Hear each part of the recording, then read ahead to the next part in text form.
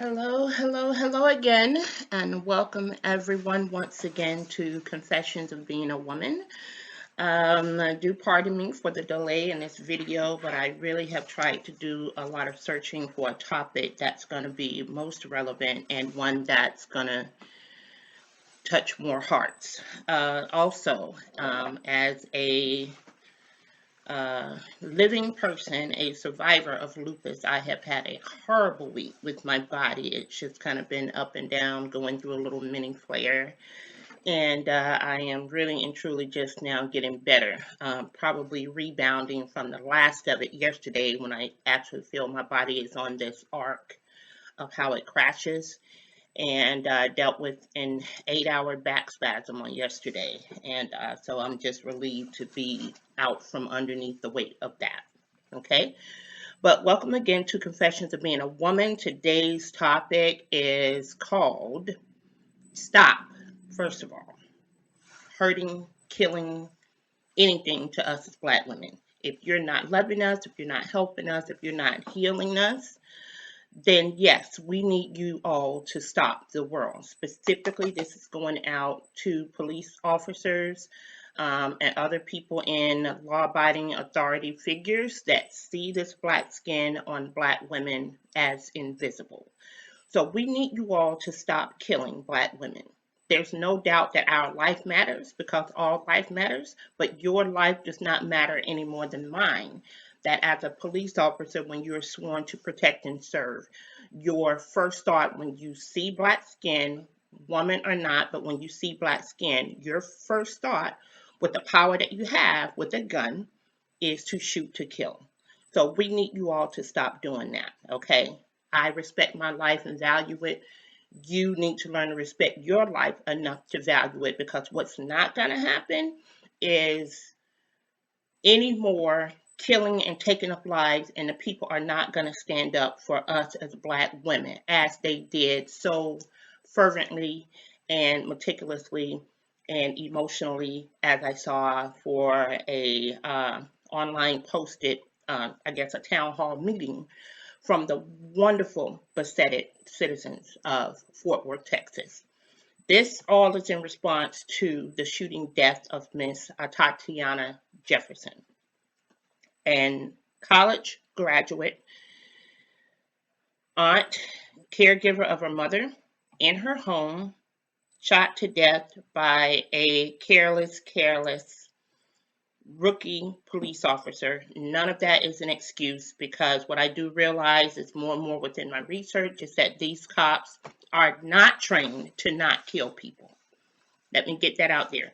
These cops are not trained to not kill people. They train them as cops that every person you encounter is a perp. They are a criminal. They are the enemy. And then you take these people to shooting ranges and gun ranges, teaches them how to shoot two places, in the head or the heart. It's never a wounding shot. All of this, again, come into play. And then I think back on the years when I dated a cop years ago, and basically he corroborated a lot back then of things that make sense now.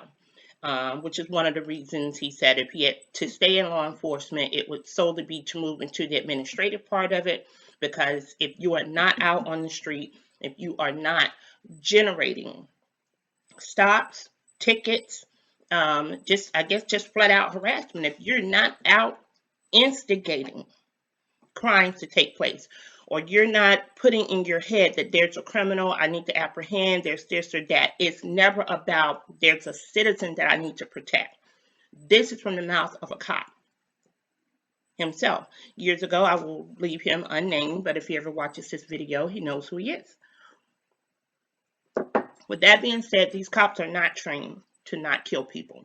They're not trained to de-escalate situations. A lot of the times they're not, especially rookie cops. They need warm, fresh bodies on the street to take these shifts and work the hours that people typically don't want to work. So with more of my research, and I found that a lot of these cops that when these shootings are happening, specifically the ones that I've researched with Black women, these cops are overworked. They're working 10, 12-hour days for days and weeks on end. They are working the grimiest of shifts. So, like that third shift, that graveyard shift, they give that to them. And again, they're out with very little emotional, social, cultural engagement type training. It's just we need a warm body, put the suit on, you made it through the academy, you're just happy to have a job. We're going to put you out there because some dick, other dick, that's been doing the same thing for 10 years, he's ready to move into another position. He doesn't want to be out there with the shits anymore. That's basically what this happens.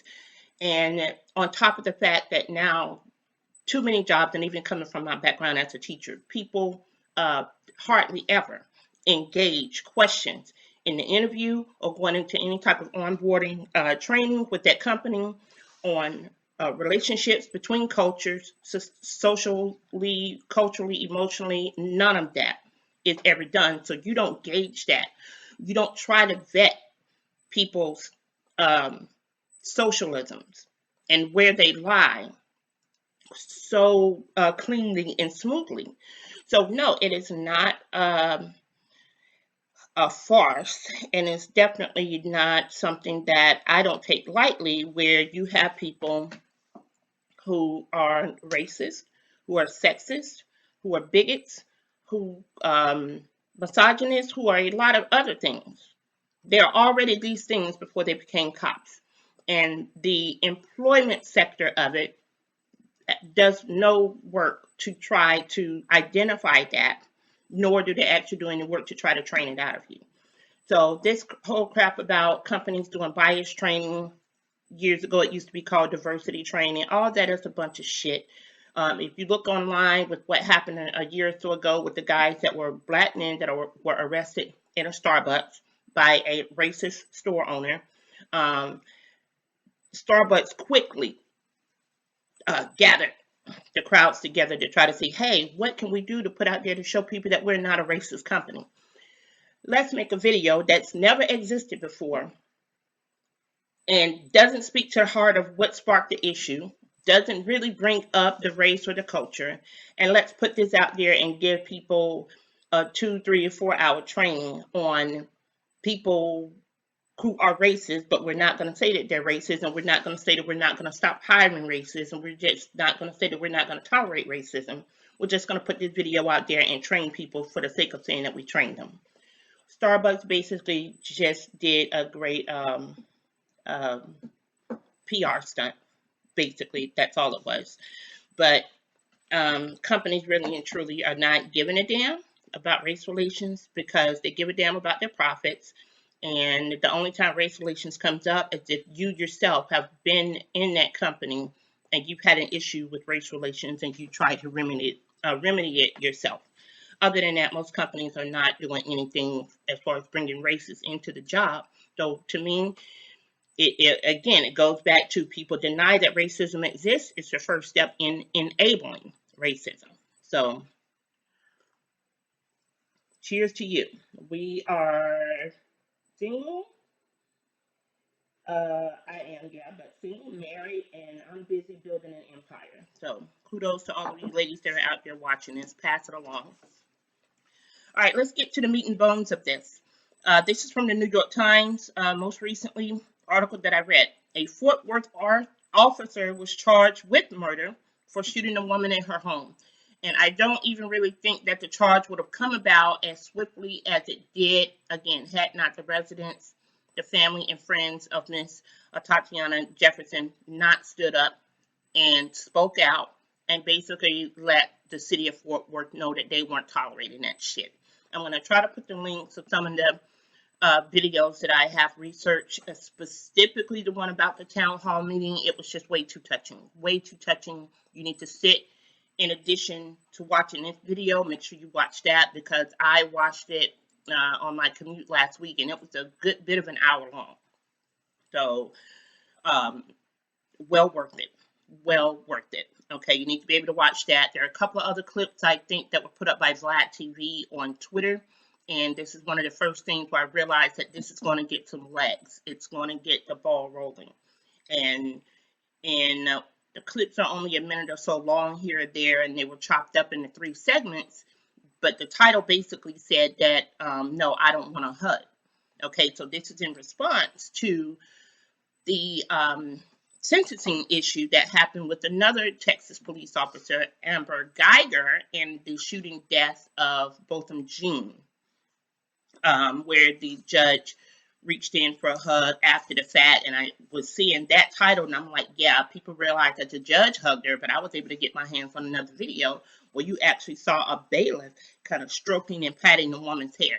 They both had issues on why, and tried to clean up why they did what it did. But again, even you as a black person, you're not heightened enough as a black person because you're in your protected status of being a judge or having a job as a bailiff. So again, people that are in a court, they're beneath you. So you're not paying attention to the fact of how this would look on camera if people saw a judge hugging a convicted white woman as a murderer for killing a black man. And you're coming anywhere near touching this person and saying that it was a gesture of completing a pat down, comparable to what TSA does. I've been through TSA several times, and over at least this past year, I probably had to fly out 2 or 3 times, wherever, and my wigs are on. Trust me, when I go in, I ain't never had TSA, not one time, decide that they're going to pat down and stroke my lace fronts. If they did, I'm going to be like, look, B, I'll take this bitch off before you go through all of that. But there's no need for that, okay? So it just really didn't make sense. But people were pissed off. And the father, rightly so, and he's like, no, I don't want to hug. So people had seen that video and already knew what time it was. No, somebody's going to be convicted of killing my family member. You ain't touching me. I don't want to be nowhere near you. Keep all of that fuck shit like we ain't having it. And I didn't blame him. Not one bit.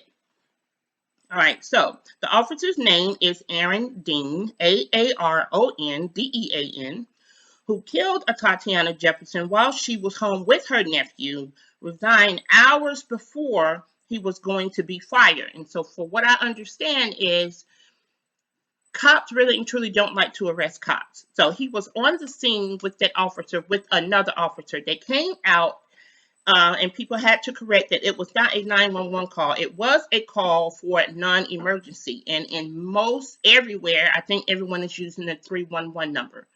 The cops came out hours after the call was placed. So I'm not sure how many hours the call was placed, and I haven't been able to nail that down. But it did come in from a neighbor. A neighbor said that he had noticed that a door had been opened to the home. The front door had been opened to the home. And that I think a couple of the lights were on, and they just wanted to make sure the cops could come out and make sure that there was a welfare check and that she was okay. So unless you're brand new to a neighborhood, people should kind of get to know their neighbors' habits or patterns a little bit. And so I'm not sure really what that was about, but according to the family, that on a warmer night, that yes, she would open the door to her home and let the breezes come in.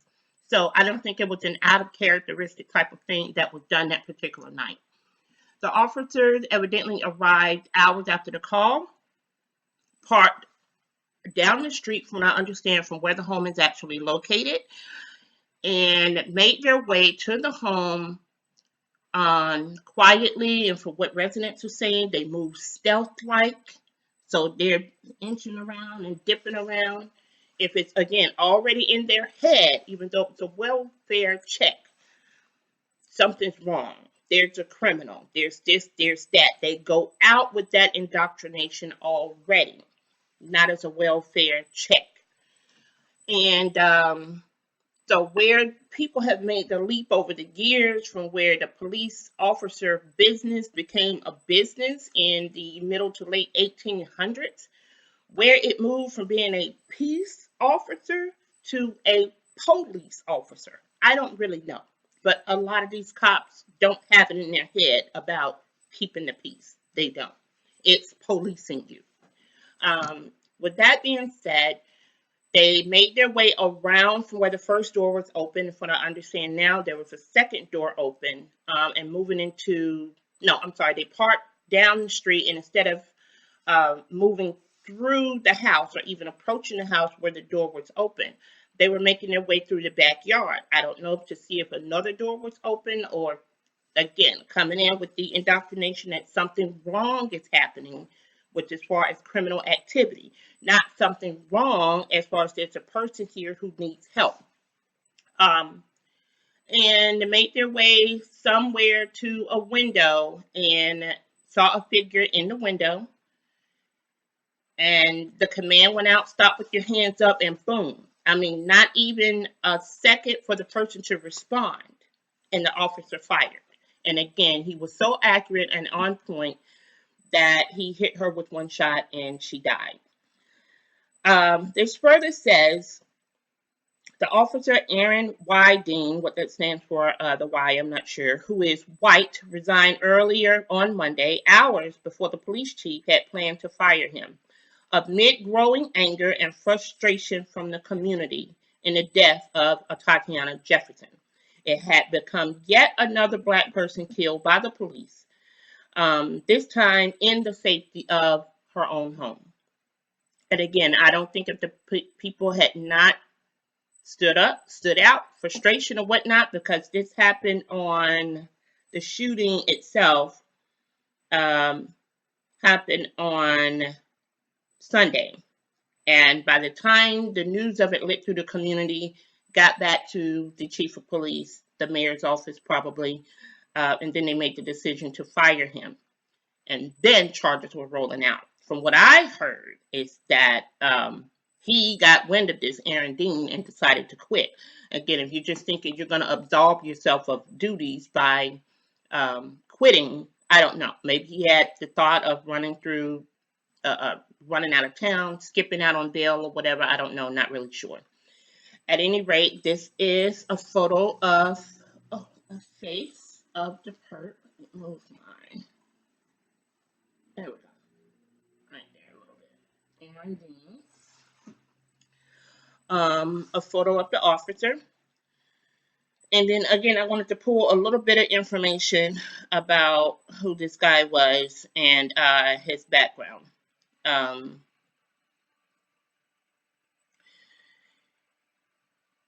There was several cases, though, that this particular article decided they kind of put up a little bit. But again, I was trying to find the information on the officer particularly. Again, and it says, I'll put the links to the article on so you guys will have it. Mr. Dean has been with the Fort Worth Police Department since April 2018, after graduating from the police academy. So his first and only foray into being a police officer at this point, just a little bit over a year and a half. According to the documents provided by the Texas Commission on Law Enforcement, which is the state's policing regulatory agency, on Monday night, he was released from the Tarrant County Jail after posting a $200,000 bond. And that was just the short and sweet of what he is. Again, so a very young officer coming into the industry of policing with a year and a half worth of training. I would love to be able to see if people are going to start to put data and statistics together. I would like to start to see kind of a tracking on what these officers are really trained on. And I will definitely try to find that. I'm pretty sure I can find a police type of academy curriculum. What they're trained on going in, what they're trained on a regular basis and through the duration of their training with regards to encounters or engagements and how to tell the difference between a situation that warrants you shooting and killing an innocent person versus shooting and killing a person of threat. And what are you done to train to tell the difference between the two? Because from how these shootings are happening, I see no attempt by these officers to de-escalate anything, specifically with the lives of Black people. So again, this also comes with the biasness and the racist that people want to say that don't happen. And let me give you a quick little tutorial. The first instance or sign, symptom that you will notice about racism and racist systemic practices is people deny that racism doesn't exist. Understand that. Specifically, they will deny it doesn't exist because it doesn't happen to them. Again, it doesn't have to be the rich white people, and it doesn't have to be every white person. but people who really and truly have no idea what the underbelly of racism is when it comes to valuing another person. So this skin historically has been put out in front of other people's skin of a different color, that it is of no value, it's no thought, it doesn't matter. Treat all people with this colored skin like shit and it's okay. That is the underbelly of the conversations that people, for one, don't want to have, but you see the images on TV. You have had that racist aunt, uncle, grandmother, grandfather, whatever. You hear this stuff, you don't correct it, you grow up with it, it's embedded in you. You get around other people in your communities or your neighborhood, hee ha ha, and about the same thing, where entire politicians, governors, and whoever else wearing blackface in photos from the 50s and 60s, and oh, that was the 50s or 60s, and I'm a different person now. So please, I don't need to resign from being your governor or whatever. No, if you are at a governor and you never bothered to bring the issue up yourself, you wait until you're caught for people to see that 40 or 50 years ago you were wearing blackface. You never brought the issue up. You never took the initiative to try to dispel that. You do what you do, omit the truth, sweep the shit under the rug, don't speak on it, and pretend that it never happened. And then you put yourself in a position as a politician, which is who a lot of these so-called police and authority figures have to answer to, and they mimic you. So if a fucking senator, a governor can do this shit, what's to stop a fucking cop from doing it? The only difference is they shoot people for a living. You don't. You make laws against people of color systemically to marginalize us. So in your unconsciousness, you're in cahoots, you're colluding. And that type bullshit is what happens in the unfortunate death of this woman. With that being said, another piece of this article is a small group of neighbors and activists who had remained outside Ms. Jefferson's home on Monday night cheered on when they learned that Mr. Dean was being arrested. Some of them gathered to pray, but others remained skeptical, citing what they saw as a historical reluctance to prosecute and fairly punish police officers. So even though you have unjustly murdered someone, wherever, this time in their home and this time a woman in front of her 8-year-old nephew, people just wasn't having it. But they do know that historically, people have not tried to do an immediate job of arresting these officers. So the only thing I can commend the police chief there for doing is that it happened as swiftly as it did. And I only have here a last name for the chief of police, and it goes to Chief Kraus, Kraus. And that's the only reason I believe that it happened as swift as it did. But if you look into the town hall meeting, the people weren't having it. They wanted the mayor out. They wanted the chief of police out. There's one or two other guys there, Choppa and something else, that they're working in cahoots, and people are saying there's a lot of higher up colluding, corruption, and type shit that's going on. And I wouldn't doubt any bit of it, but they wanted them all out. They're not having it. So if you haven't watched that town hall meeting, I'll make sure that the clip is there for you as well. Okay, with that being said, much respect, prayers, thoughts going out to Ms. ATATIANA Jefferson's family, and I really do hopefully that they can bury this woman without any other craziness, because now people are saying that it should be open to the public and it should be this and that, the burial ceremony. Let that family grieve in peace. Let them bury this woman in peace. If she's in an open cemetery, go to the damn cemetery afterwards. Do your thing, but leave that family alone. This is much more than just a news topic. This was a life. This was a living, breathing 28-year-old woman. And I guess it resonated with me more because she had aspirations of moving into the field of teaching, biology. So I'm a science freak to a certain extent, but I just saw a lot of similarities there. And again, all of my thoughts and prayers are out to the family. Further in my research, I saw that there also, years ago, and I believe this is from 2014, there was another shooting in Texas this time of a 93-year-old woman shot 5 times and killed by a Texas officer in a rural community of Hearne. I hope I'm pronouncing that correctly, if not Herne, but it looks like Hearne, Texas. Hearne, authorities said. Neighbors said that Pearlie Golden was a sweet woman known to most people in her community affectionately as Miss Sully. So you know, if you got one of them Miss something something names and it's not your first name, you've been around a minute. 93 years old. Praise her. The nonagenarian was shot 5 times, according to the KBTX TV.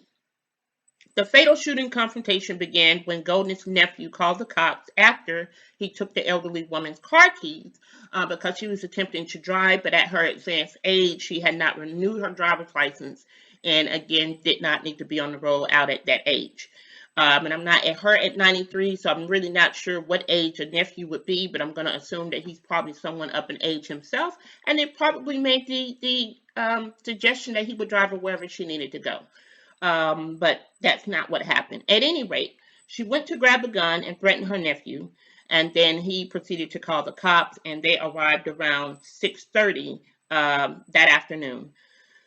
A one-paragraph press release issued by the department on Wednesday said that officers responded to a 911 call involving a female with a gun. And again, by the time people describe what's going on, or these dispatchers are trying to glean as much information out before they kick it out and feed it to police, they're supposed to be doing the same thing when they kick out a medical issue to first responders. So I'm going to assume that the whole 93-year-old thing was never spoke of in the 911 call on the dispatcher's end, and it never made its way to the cops' ear. All they know is, again, they're already heightened. They're getting out there. I'm a cop. Criminals, criminals, criminals. Shoot, shoot, shoot. They're already coming to any situation with that mindset. So the woman is outside, and from what I understand, she had fired a shot into the ground by the time the officers were approaching.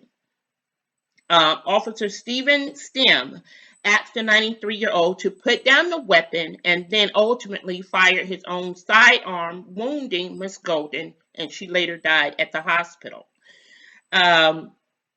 This is a town of less than 5,000 people, and it's about 150 miles south of Dallas when this happened.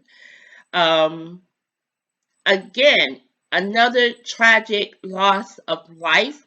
So if you did not know that a woman was 93 when you approached her, I'm about damn certain you saw 93-ish when you got to the property and saw this woman. So even if she's waving the gun around, the one shot that it says she fired into the ground, I don't know if she did it at the time the officers came or she did it, again, still in response to being angry with the nephew. How in the hell can somebody not disarm a 93-year-old person? How can you, if you're going to shoot to wound them, 5 shots are not warning shots. 5 shots is an execution. Even if you yourself shot into the air to scare her and to startle her, I'm pretty sure that if you had a front-facing view, which people say you had to approach the woman, which means you didn't come from the back, you approached her, you couldn't call for backup. Yes, you're trying to stop her from firing the gun, but is there not a way that a 90-something-year-old person in their physical ability is not going to be that quick? But you're moving as a younger, probably 30-something-year-old officer. You can't move in a faster way to just approach this woman, tackle her something to the ground. I mean, you put knees on people's backs, smash their face into the ground, and suffocate them to death all the time. So I'm not saying that that should have been a protocol, but there could have been another way to remove the gun from a 93-year-old person's hand versus to shoot her 5 times in the hopes of wounding her. And how in the fuck is a 93-year-old body going to survive 5 gunshots? I don't care where she was hit. Somebody make that make sense to me. Okay?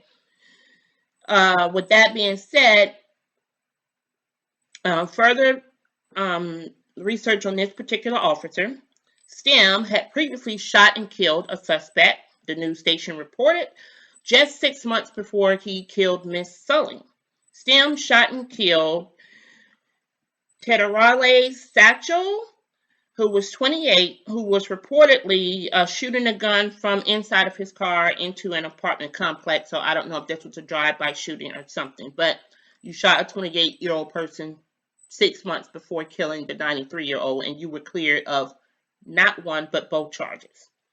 A grand jury cleared the rookie officer of wrongdoing, and he has been on the job for a total of less than 2 years, which encompassed both of those shootings. So the first shooting roundabout with him being about a year and a half on the job. Again, the first officer, Aaron Dean, about a year and a half on the job when he shot his first victim.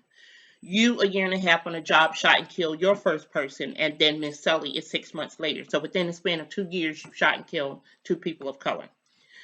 And this just wraps up basically just saying what the totality of that case was. And anyway, this officer was not prosecuted.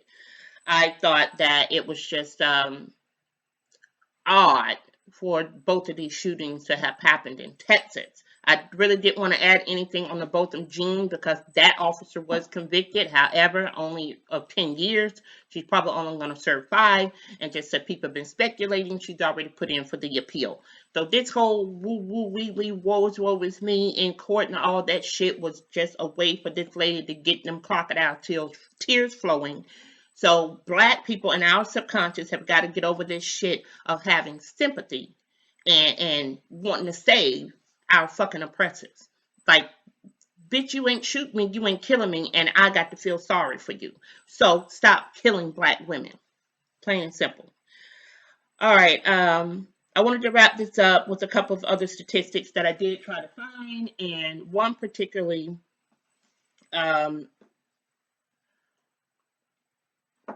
speaks to the hashtag that most people were resonating with.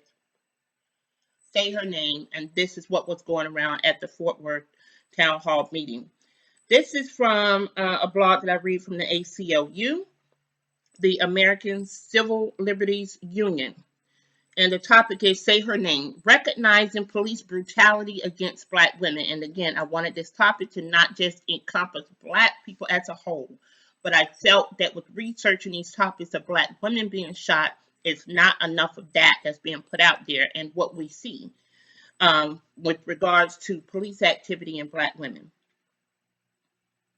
By and large, I wanted to make sure that people understood that Black women, yes, we are women. We are mothers, we're sisters, we're daughters, we're friends, we're partners, we're aunties. We are women, we're givers of life.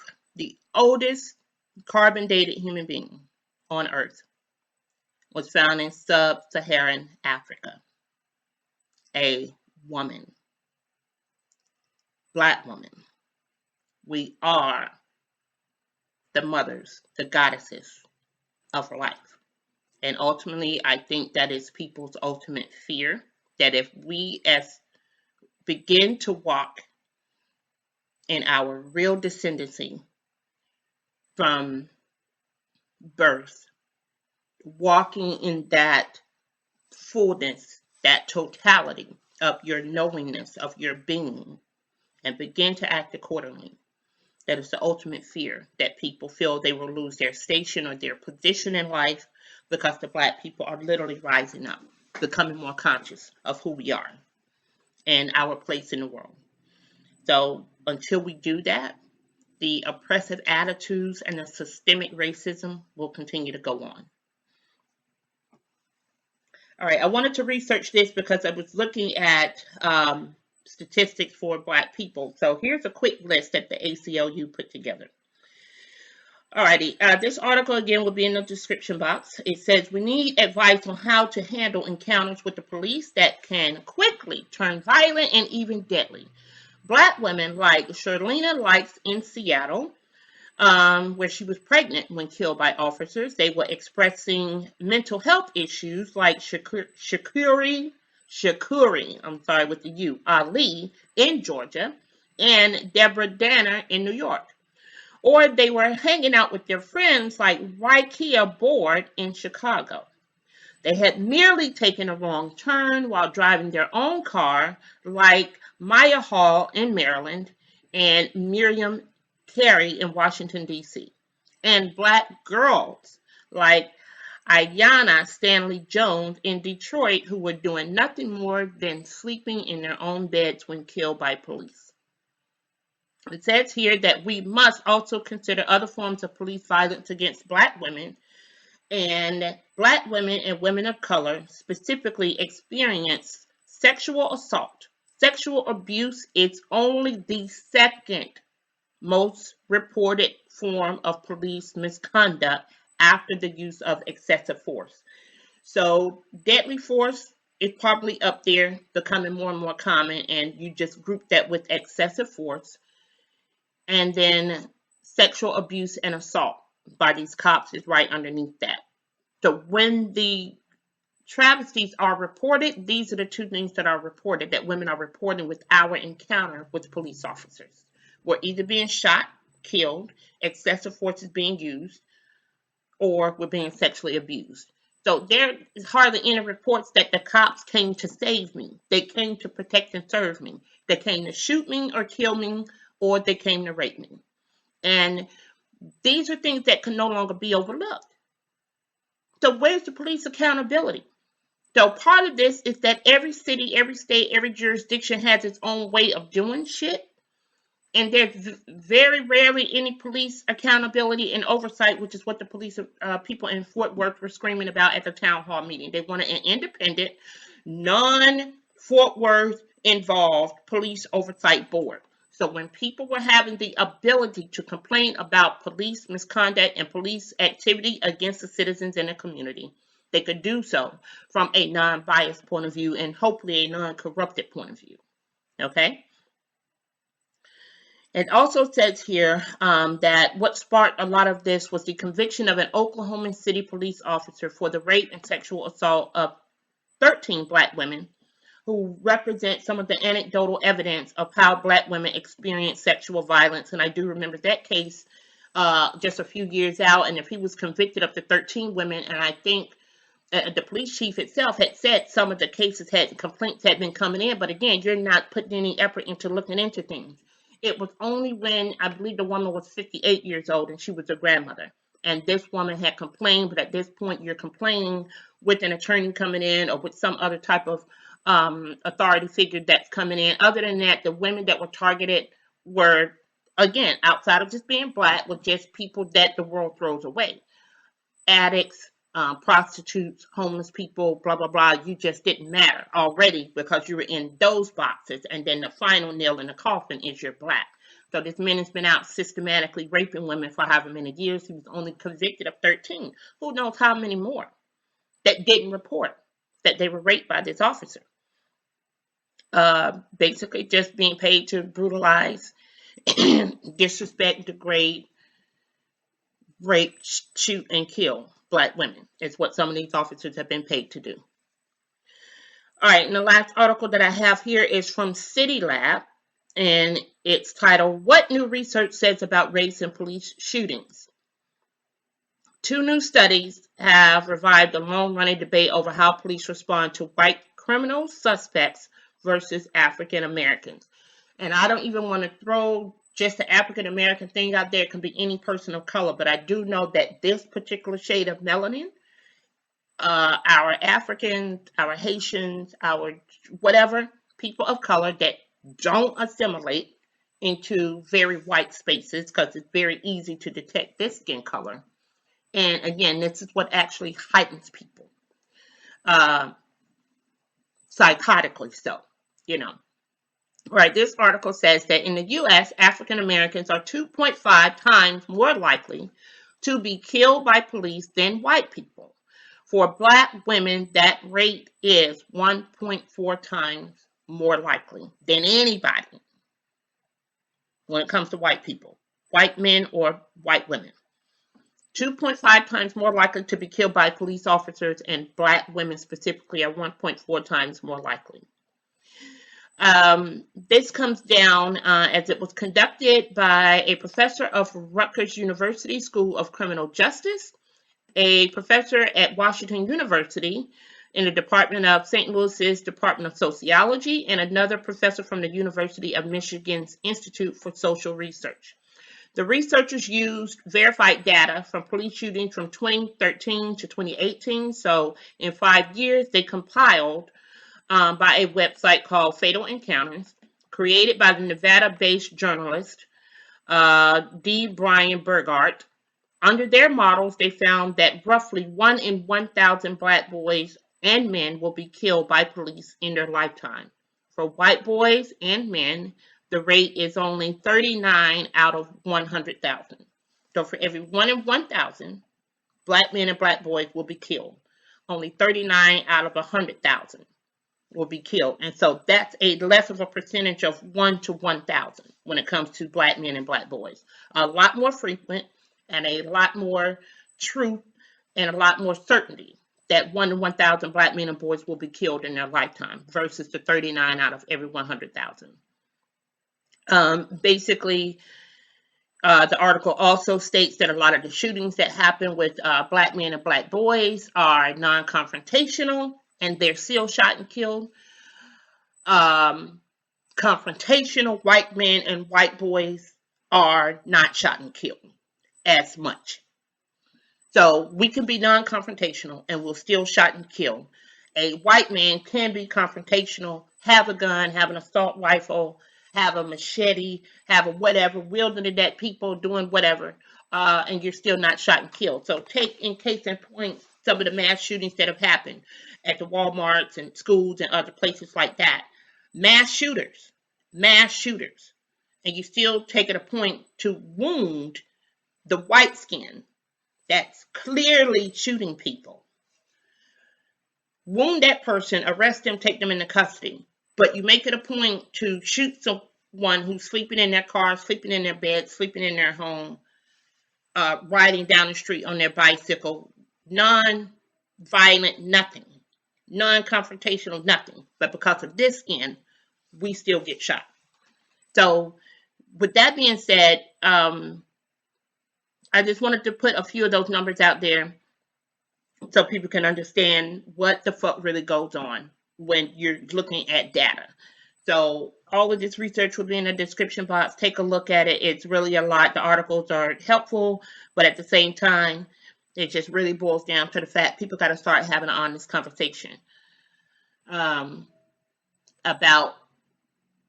black skin being weaponized in the minds of psychopaths, sociopaths, other people that you hire to go out and arm these people with guns and whatever else. They're already racist. They're already biased. They're already taught that black people ain't shit. Women ain't shit. Black women specifically are just more or less ain't shit. And that is evident because of the amount of our black men that are not stepping up and toeing the line for their black women. So I can commend the people in a group of the ministers that I see in Fort Worth. Hands off, hats off to you guys for stepping up, because these pastors just basically were saying it's enough. We're tired of black people being killed. But when our black women ain't safe and our black women are being shot and killed, like, it's only going to be so much, even as pastors, that y'all can expect us to approach and engage in a passive manner. So basically, keep on with the shits, and we going to show you, pastor or not, we black men, and we going to show up, and we going to do what the fuck we need to do. Even a brother in the video at the town hall meeting came in with the bulletproof vest on. Another brother from the Nation of Islam showed up with 2 other brothers flanking him. Like, I'm here to say what I need to say, and we ain't with the shits. If it's going to go down, it's going to go down. Fort Worth, y'all did that. Y'all did that. Y'all did that. Growing up in a home where I had a father that taught me to shoot a 12-gauge shotgun when I was about 8, 9, and 10 years old. So anyone is taught to defend their home. And load it, pump it, aim, shoot it. You hit this motherfucker. Shoot first. You take names later. If at all. If a motherfucker is coming into your house. If a motherfucker is doing harm to you. You have to be ready for that. This same father was an alcoholic, and I had to watch this man abuse my mother my whole entire life growing up. So I tell people that even as a black man, no, I didn't have never had an example of a king or that king-like thing, or nothing is perfect. My father had instances where he was an asshole because that's what he was taught. He was not taught that anything about his behavior was wrong. He was not taught about caregiving and nurturing behavior. This is your family. Do what the fuck you want to do with them. And I'm going to beat you and treat you like shit. But yes, I'm going to teach you how to defend the house and shoot a motherfucker if they coming in here. And whoop, whoop, whoop. But it was just never, what's the word? It was never balanced. Okay, it's one thing to discipline your kids and to go through all of that, and then just to not have to notice the difference of hitting your wife and breaking her fingers. And that was just what you did. You know, it's just no excuse of it. But whenever we went on vacation, when I was real young, he would pack the shotgun because it would be in the girdle above the back of the truck, and then my brother and sister and I would be in the back of the truck, and that's how we traveled. But as we got older, and then I remember him getting, it's either 45 or 38, I can't remember, and he called it thing Oscar. So whatever, and then that was in the console of the car whenever we traveled. Um, so protecting your family was still in his mindset, and especially the 70s or the 80s with me growing up, you're protecting your family. And race relations, I can only imagine what they really were during his time and growing up, because I just see him cringe so much, encountering white spaces back then, understanding now why. So I don't know what exactly he went through or saw in his young adulthood or his teen years and growing up in the 50s and 60s, but I can only imagine. With that being said, you guys, um, we got to understand that all life matters. Black women, we are the givers of life. We are life. We have to make sure that we ain't apologizing no more for being black. I ain't not doing me no more because I'm black, because I'm in a black face in a white space, and I'm going to do something different on that later. Um, Time out for the bullshit. Taking any life needlessly is exactly what that is, needlessly. We don't need any more of this. There's no fucking reason after all of these shootings. And this is just what's making its way through social media, through different people's platforms. So imagine where we have been before YouTube and Facebook and Instagram and all that. Black people, that the lynchings and killings and shootings and the missing people, and just you just ain't shit in some people's eyes solely because you're black. This cannot continue to go on. You're talking about a heightened state of people doing a hell of a lot more than just rioting or this or that. You're taking the lives of our women. We don't want to be killed.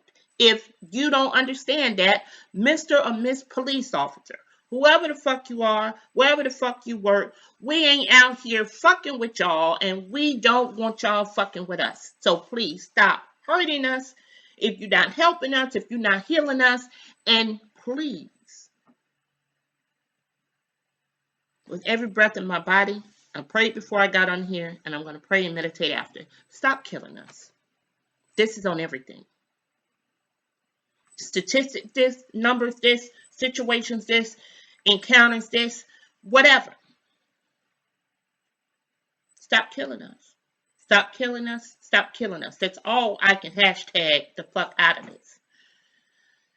So for those of you all who are watching, thank you for following Confessions of Being a Woman. Again, it's what's been touching my heart to do this for a while, and to give it a different platform, to give it our pain a voice. Doesn't necessarily have to be painful all the time, but unfortunately, this is just what we're facing. Yeah, we don't want to die. We're not trying to die. We ain't trying to do nothing to y'all's life and threaten y'all in no kind of fucking way. So stop killing us. Like this video, share it, hit the notification button. Please go and check out the links that are in the description box. Thank you again for watching. To the family of ATATIANA Jefferson, my heart bleeds for you. Please, condolences to you and all of yours. The world, yes, is watching, and the world is praying for you. Be well, my people. Be blessed, and do better. Do better. This is not about us as black people. We ain't doing nothing to make y'all just shoot and kill us. Cops. Do better. If you ain't doing what you need to do as a human being now, do better. Black people, black women, we're doing better by stepping into the fullness of who we are. Time is out, time is done for passiveness, for sitting meek and mild and being quiet. Y'all are going to stop killing us. I'm speaking it into existence. Stop killing us. You will stop. We ain't having the shits no more. We ain't with it. Stop killing us. Like, share, pass it around, do whatever you need to do. But yeah, black people, black women, we're here. We're here. And we're going to stay alive. It ain't never going to be over. As long as there is a fragmented human condition, you're going to have people that hate other people. And unfortunately, this is how it shows up. Fear, anger, hate, all of that shit are bed buddies. But when it comes to cultural relations in America, we're done. Stop killing us.